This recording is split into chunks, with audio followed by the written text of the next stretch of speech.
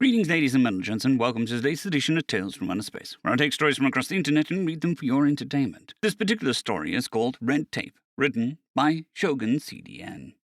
Captain Nguyen of the ESA ship Victory reviewed the latest missive from Jorant delegation. Things were looking grim. Valhalla, the outermost Earth colony, had been blockaded by the Joranthian fleet. Claims of prior colonization were being made. It was all crap, of course, and the ESA fleet making its way to Valhalla would clear the blockade, but not without a price. The ESA ships were superior, but fewer in number. Yet the Joranthians were one of the oldest members of the Galactic Union. They had a 10,000-year head start on Earth in terms of building fleets. While they lacked in sophistication, they made up for its sheer numbers. Plus, there was no telling what they might rain down on the planet once the ESA ships jumped in. Captain Nguyen's temples began to throb as he reviewed the numbers again. His terminal had beeped. Incoming call. He pressed the button and accepted the call from the representative Simmons appeared on screen.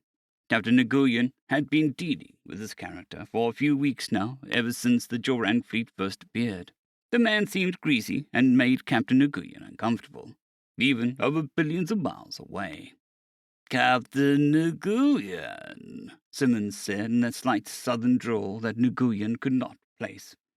"I understand things aren't going well with your Joranthian friends." "That would be an understatement, Representative. They are sticking with their claims, and right now a full fleet engagement looks like our only option. The problem is we have 10 million colonists on the surface of the planet that might get bombed if we jump in," Lee replied. "I have been waiting for orders from Admiral Lee." "Fleet won't be necessary yet, Captain. I just need you to have one ship ready to escort our man to Valhalla," Simmons said. "I've cleared it for the Admiral." "One man? Who?" Nguyen asked. "His name is Rahman. He is on his way to your ship as we speak," Simmons said as he terminated the call indifferently, leaving Captain Nguyen more confused than ever. Captain Nguyen looked at the slight man who had just arrived. He was wearing a white-sleeved, white-dress shirt and some khaki pants. A plaid bow tie completed the absurd outfit. He carried a black backpack, and as he entered Captain's office, "Mr. Rahman, welcome. Is the rest of your delegation here?" Captain Nguyen asked. Rahman answered in a somewhat high-pitched voice. "Sorry, Captain, no delegation." "Ambassadors usually travel with at least a few attachés, sir," Lee said. "Right, correct. You are correct. However, I am not an ambassador," Rahman replied. "Can I ask, in what capacity are you here, then? Are you an attorney or a legislator of some kind? I'm sorry, no information was provided, and you did not show up in my search for your name." "Oh, quite, yes. No, I am not an attorney either. I actually do not have any titles of any kind, really. I am a clerk of the ESA, a governance and records division, although I was promoted last year to senior clerk, which I guess is somewhat of a title, perhaps." Captain Nguyen looked at the nervous little man and felt a sense of dread. The Joranthians stood at the table, as was their way. Their hind legs made standing a comfortable option. Captain Nguyen had to bring over chairs from his own ship so that Mr. Rahman could be seated. The man looked no more confident than he had when he had first met. In fact, he seemed even more frightened now that they were in front of the horse-like Joranthians. "You have requested this meeting, human. Now provide us with your terms of surrender quickly, so that we may consider them," the Joranthian Admiral Nothu said through the translator. "Admiral, I can assure you, we are not surrendering," Captain Nguyen replied. "Then you waste our time, human. This planet is ours. The people on that planet are ours, and if anything happens to any of them," Captain Nguyen started, but he was cut off by Mr. Rahman. "Excuse me. Pardon me, yes. Sorry, if I may," Rahman said. "Then who is this weak creature?" the Joranthian Admiral demanded. "I am Mr. Rahman, and I am a clerk. Well, senior clerk. ESA Governance and Records. Hello, I believe we met when introductions were made. You may have forgotten, that's okay. It happens quite a lot, I find. Speak, Robin, commanded Admiral Nasu. Yes, well, if we could first consider the blockade according to the Galactic Charter, any blockade of a planet must first be debated and approved by the Galactic Security Council, Robin said. This was already done, Nasu said angrily, his nostrils flaring. It was, this is true, but, well, was Form D-35C 11.6 ever signed and registered at the Division of Territories? Section 3, Paragraph 4, Subsection 5 of the Galactic Charter requires that the form be completed as is set out in the Annex 5 and Schedule 7. The Division of Territories has no record of you filing this form. I'd requested one, but none could be found. I'm here to make sure everything is in order, and then I'll leave you the hostilities to those more suited to such as yourself and Captain Nguyen, Raman said, shuffling through some papers, not looking at the Admiral. We? Nothus looked unsure. Go take those forms, he barked out to an underling before turning back to Raman. If they were not filed, we will do so. I'm sure you will, but the forms must be completed in person, and then a waiting period of 30 central spirals must pass to allow for comment before you can effect a blockade. Also, are you in charge of this fleet, sir? Raman asked. Of course I am. I am the Supreme Commander of the Jorant fleet, he answered. In that case, you'll need to appear in person at Division of Territories to swear an affidavit per Section 6758, Paragraph 287, sub D, that you were present during the Security Council debates. The affidavit can be found in the Appendix 67 to Schedule 66. It'll have to be completed in triplicate and witnessed, of course.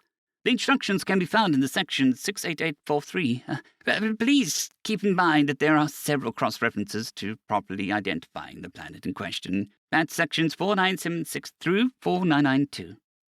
Raman looked up at the Admiral Nother, who was still trying to process the information. Human, we will complete this work. Until then, this planet is... Raman continued as if the Admiral had not spoken. Now, until such time as the proper paperwork has been filed, you will need to leave the system per Section 14998, Paragraph 5687, sub 4, through X. Your continued presence in light of this lack of proper paperwork is in violation of not only the Charter, Sections 45336 through 45394, but also of the Man-led Accord, the Skulkish Treaty, and the Rothland Charter, all of which were signed by the Jorant race. I have copies here if you need them for reference. Captain Nguyen looked over at Raman, but the little man paid no attention. He was busy putting more paper out of his backpack. Now, I did file our notice of dispute prior to coming here. I have copies for your records. They are quite voluminous. We also notified the Security Council of the deficiencies. It took some time to explain, but once they understood the situation, an order under Section 95388 through Paragraph 358 sub P was drafted, signed and registered, Raman continued. What? What does that mean? Admiral Notu said, looking to his advisers, who were combing through their data, tablets, and trying to read the fine print in the Galactic Charter. Well, since you failed to respond to the notice of dispute, which required that you were filed the Form B567 within 10 cycles, you were found in violation of Section 5877, which is relatively minor, actually. Usually a fine of only 3,000 credits, Raman said. The Admiral actually looked relieved. But yeah, I almost forgot. The other violations were more than technical breaches, and as such, Earth and the Rothlands, as well as 6 other races, were granted the authority to exercise the rights afforded under Section 93477, Paragraph 11 through 98, Raman said. This time, the Admiral could not even form a question. Raman took the silence to continue speaking. So, right now those forces, led by the Admiral Lee and the ESA, are currently over your home world, Jorant. Captain Nguyen tried to hide it, but if Raman knew he was surprised, he did not let on. This is outrageous. This is an act of war, he said, his muscles trembling. I'm afraid I can't speak to that, sir.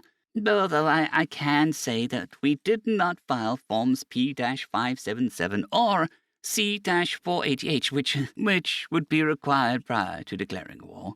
At least not that I was able to locate.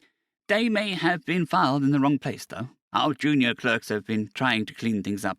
However, per section 46426 paragraphs 4 sub G, if you were to attack the fleet around your end, that would be an act of war. Rahman was cut off by the Admiral. Enough! Enough! Your stupid words, human. We will. The Admiral tried to continue, but looked completely exasperated, as his advisors were unable to confirm anything Rahman had just said. Captain Nguyen and Rahman were roughly escorted off the Durant ship. The small man continued to clutch his backpack closely to himself. Once back on the Victory, they watched together as the Duranthian fleet winked out of existence, leaving Valhalla floating alone in space once again. Captain Nguyen regarded the awkward man. I get the feeling there's a something about you that you're not telling me. Rahman looked at the captain, showing no emotion. I'm not sure what you mean by that, Captain, but if you could let me access the terminal, I would appreciate that. I have to file some expense forms and whatnot. Being a senior clerk has increased paperwork, I'm afraid. End of story.